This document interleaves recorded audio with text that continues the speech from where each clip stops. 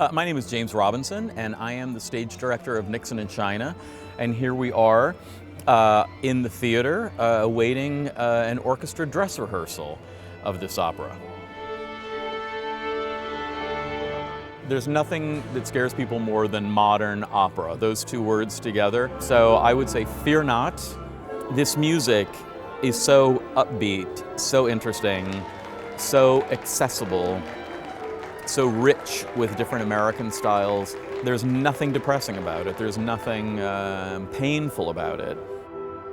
The gratification of doing new opera is that we are kind of creating history ourselves by doing that. And this opera happens to be one of the very important American operas in the repertoire of American opera.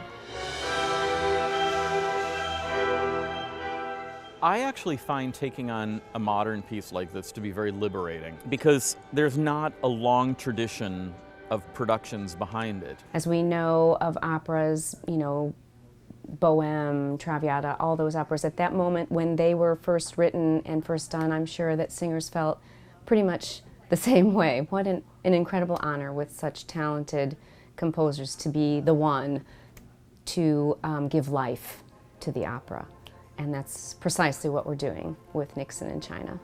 This is our mother.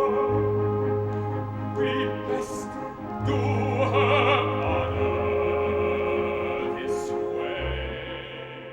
Nixon in China is an opera that documents, celebrates Nixon's trip to China in the early 70s. And most of us actually saw that event on television. So the conceit of the production is that because most of us viewed it that way, the television sets are kind of like our point of entry into the telling of the story. And that serves as kind of a kinetic, propulsive background to this very kinetic, propulsive opera. Telecommunication has broadcast your message into space. There are some things that it comments on, the power of the visual media. The whole trip to China was the most carefully orchestrated television event in history. And when they were putting the whole trip to China together, they were very much aware that everything was timed, so back home you could see it in prime time. It's prime time in the USA. And I think that type of highly choreographed, orchestrated event is something that still goes on in politics these days. When we watch political people, I think there's a curiosity about them. What were they like? What were they thinking during certain moments? What were they thinking while they were in China? What did they think of this ballet as it was happening?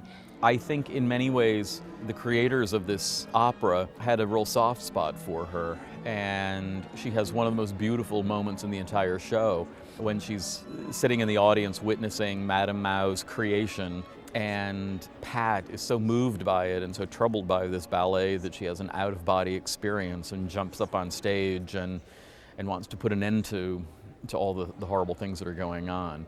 There's this wonderful humanitarian quality about her. You just know, listening, those are Pat Nixon's words and thoughts.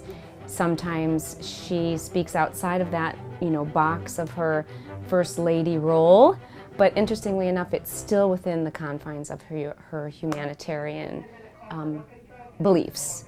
I think of Nixon in China as being a wildly theatrical opera without being a typically narrative opera. And that's what makes it very exciting.